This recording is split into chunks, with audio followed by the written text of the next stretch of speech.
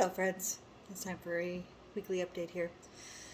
Gosh, I am tired. I worked the last 3 nights and kind of ready to have my few days off now. So I have the first five today.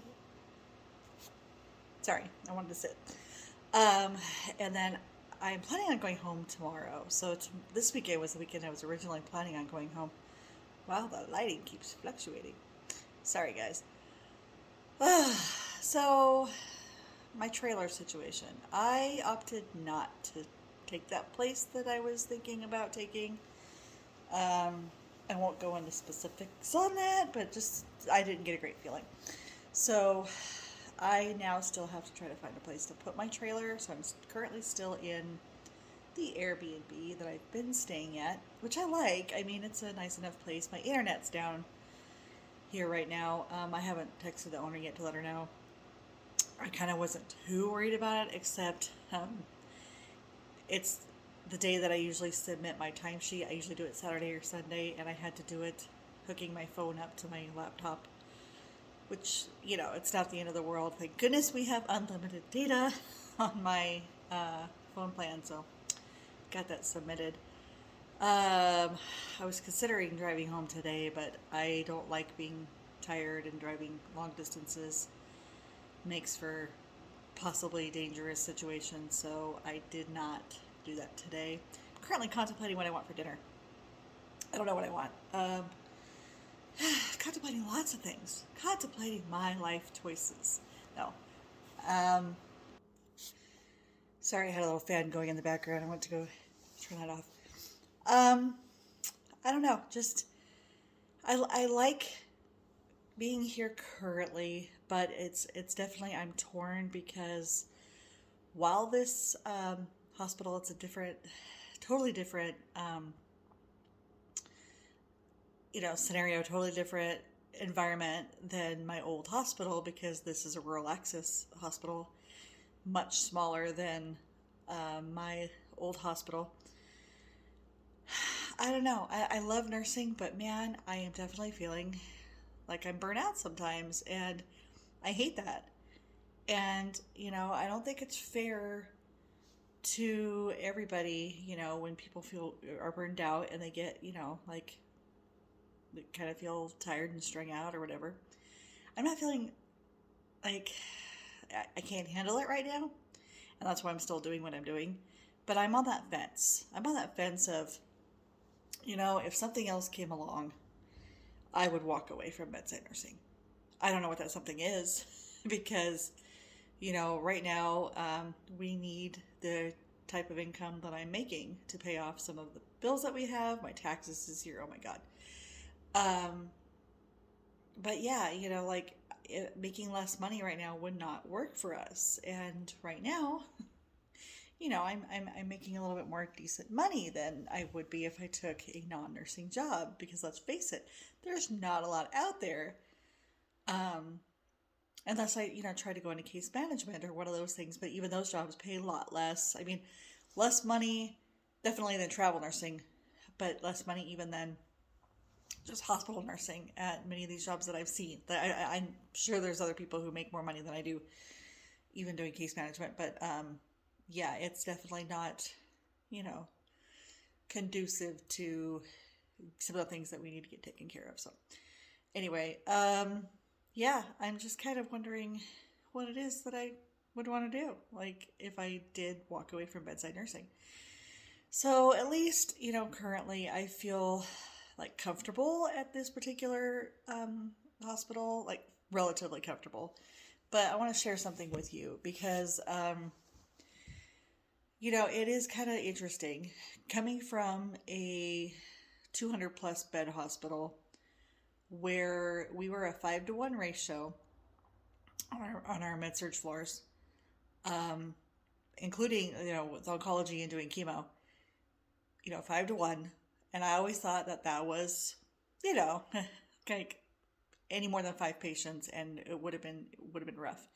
We had CNAs on all the shifts. Sometimes we didn't have, like we'd be short CNAs, but we usually had at least one CNA, usually two, maybe three. on our shifts. We're at a facility now where they only have a CNA for part of the day, and apparently they used to not have CNAs, and apparently it used to not be a problem, that they just did all of the things themselves. Also, it seems like sometimes, like they're okay with only having one or two people, there. The other night, it was just me and the charge nurse on the floor. We started with one patient, ended up with two. I had two patients, okay? That's not a big deal having two patients as opposed to, I'm used to, like I said, having five. Although sometimes you can have, like I started with one and that was a lot of work because of what was going on with that particular patient. You can have one patient and it feels like you have 10, and you can have five and it feels like you have three, depending on the acuity. And I don't think, just looking at that situation, but looking at, all of my nursing experience, and they don't take into account acuity. And this is an issue. Nurses, I'm sure you're out there right now, like nodding your heads. Yes. The administration, the management, they do not take acuity into consideration when they're thinking about numbers and staffing guidelines. Sometimes, every once in a while, you'll get a charge nurse or someone who advocates, like, oh, we need to keep this nurse at a 4-to-1 assignment tonight because they've got XYZ going on. If you've got, complex things going on, chemo infusions, blood, like especially on the oncology, like hematology type patients, where you've got a lot of going on that needs your attention. There goes the sun again. You can be extremely busy and it's not safe to have, a full patient load and be able to get what you need to get done. And that's, when I was looking at the other night and I started with one, and then I got a second patient, I was busy, not like ridiculously busy, but, we don't have CNAs, so you're doing full patient cares. You're doing everything, vitals, taking the patients to the bathroom, doing all those things. There's not that second person to come behind you and do some of those tasks that you could delegate to someone else. And I'm not by any means saying like that they're beneath me to do. But what I'm saying is, I've got, all the other things that only a nurse can do to focus on as well, giving medications, doing my assessments and charting all of those things that only I can do. Whereas if I had a CNA with me, they could do the vitals and bathroom and stuff like that, and give me, more time to do the other things that I need to do. We don't have that luxury here. We do all of the cares ourselves. There's usually CNA till like 9 p.m. And while the CNA is there, I do try to see if I could get them to help me with some of those other things while I get settled in the rest of my things. Charting my assessments, getting my med pass either done or ready or whatever I need to get done. And, when you think about the differences between this small rural access hospital and the big hospital, yes, it's a much smaller facility. Yes, you don't have as many patients, although you could have 4 to 5 patients at this place. That's not, I've had 4 patients here. But it is different in that, they don't have that extra help all night long. And sometimes, because some of these people wear different hats. So you have your charge nurse, who's not just the charge nurse, they're also what's called the house supervisor role. And so they're over the entire hospital. They're mainly on the floor where I'm at, but sometimes they have to go down to the emergency department and take care of stuff there, or, like run to the pharmacy and get meds and take them, down to the emergency department. Or they're also the person who's usually over the OB department. So if someone comes in and they need to be looked at there, and you could end up finding yourself by yourself on the floor. And I did.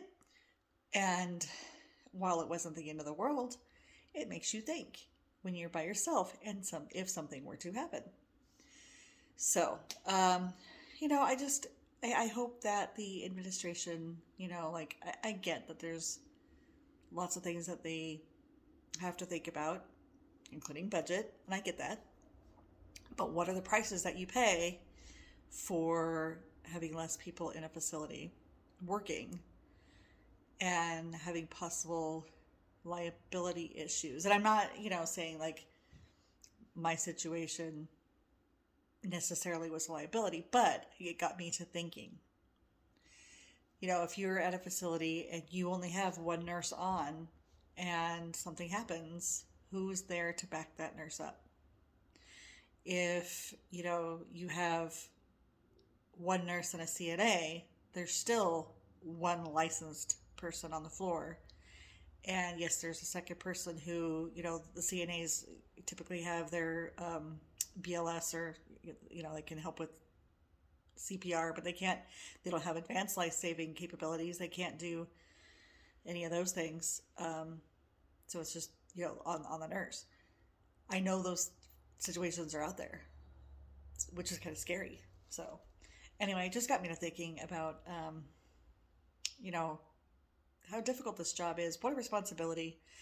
If you aren't aware, have you heard her name, I believe, is RaDonda Vaught story, the Vanderbilt nurse who accidentally gave the wrong medication to a patient and the patient died.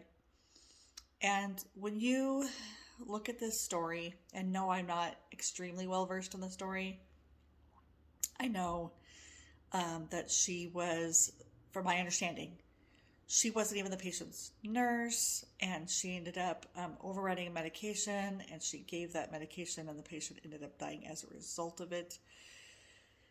We're human. We are just human beings, and human beings make errors, and that is something that all nurses are aware of. We are aware of our responsibilities to the patients, and the scary thing is we are typically the last line before it gets to the patient. Doctors write orders, pharmacists will look them over and verify them, and then the nurses administer the orders. Now, we're supposed to not only be able to look at the order that the doctor wrote and say, oh, that looks like a valid order, or, hey, doctor, what are you doing writing an order for 25 milligrams of morphine, and then the pharmacist is also supposed to be able to look at that order. But I've seen pharmacists verify orders that were wrong. It happens. So then it gets to the nurse. You're the third person in that line. And you look at it and you go, okay, two professionals. They went to school for their job. I've already looked at this. And it gets to me. And I'm supposed to verify before I give the medication that this order is valid, it's correct, and that I have the right medication in my hand to go give this person. It is a big responsibility, and we are all very aware of this. But let me tell you something with this RaDonda Vaught story. She was fired originally from the facility, and then the facility, and they didn't even investigate it. They just fired her and then moved on. And then it wasn't until later when they were questioned about this story. I believe it was Medicare Medicaid that started, asking questions, and then they started investigating, and then, we end up with criminal action. And this is scary. And what you're going to end up having is people who walk away from nursing because of that. And that's one of the things that is also in the back of my mind. Do you want this responsibility? Do you want to be possibly, ending up in court or even in jail because of a simple mistake? Guys, anybody can make a mistake. And if you make a mistake, say if you're in construction and you make a mistake and the building doesn't go correctly, a lot of times you might just be costing money, not necessarily, although maybe there could be lives involved because if something is done totally incorrectly and building collapses. But, in a lot of jobs, it's not necessarily something that could be costing someone else their life. It's just usually money, maybe someone else's job, something like that. But when we're talking about, we literally have people's lives in our hands on a daily basis. And when you think about that responsibility and what that all means, and knowing that the hospitals don't have our backs, they don't. They'll tell you that they're there for you, when you are working at the hospital, and they're like, as long as you do, you report your mistakes and you're it was not a mistake, and in good faith, you come to us and, you put in your incident report and say, hey, I did this, it was an accident, and we'll make it a teaching moment. We can, go through some education and find out what the barriers were to doing it safely or correctly or whatever, what steps were overridden, and we could do some corrective action and, maybe just learn from it. But that's not always going to be the case. And when push comes to shove, if the hospital is being threatened, they're going to throw the nurse under the bus. Period. And nurses, if you're not aware of this, or nursing students, it's a thing. And it is scary. It's scary to think about how much that could affect your entire life, your family, your family's lives, your home. Yeah, I'm wondering if all those people out there who, are screaming at the nurse in this case, and they're not thinking about the hospital, and they're not thinking about all the other things. The nurse made an honest mistake. There were not, things were done, like in override and stuff, but like some of that's on the facility too. If there were not proper steps in place, if you don't have a policy or procedure or safeguards in place that the nurses could use, if they end up having to go around things because they're not there, that's also on the facility. And that's where we talk about like what that could be a learning experience, and how they can change their processes in the facility. That's what that should be, is a learning experience for everybody. And yeah, maybe they decided like firing her was sufficient, but did anybody learn from that? Now we have somebody who's no longer a nurse, and now who has been criminally charged. It's not okay. So anyway, that's kind of a heavy topic right there, isn't it? I don't know. What are your thoughts and opinions on that? It's a big deal. It really is. So I'm going to go contemplate dinner, whether I want to go get something. The other day I ordered Subway, and even people in this town, it's a small town, they have a Subway. There's like Subway and Burger King, and those are the only two fast food places here in this entire town. No, I think there's like a Taco Time, but I don't do that. But yeah, there's not very many choices. And so the other day I ended up, because the power was off here for a while, so I ended up having to just go grab Subway. Did you know that you can order your sandwich online and have it ready for you? And there's actually like special little online sandwiches that they don't have if you just walk into the restaurant. I don't know if you can walk in. I just found this out the other day. I don't know if you can walk in and order those sandwiches, like just, ask them for them. They're not on the regular menu, and it said on there that they were online exclusives. But so that's an option. I don't know. Sometimes on my first day off after working, I'm not necessarily feeling the going out, but I don't have much to eat here in the house, so I gotta do something. Anyway, guys, I hope you have a good week or weekend. It is Saturday, so I'm sure, some of you are out there having a social life. I'm not. And I will hopefully be driving home tomorrow, so maybe I will check in with you while I'm home. And you guys take care out there, and I will see you on the next update.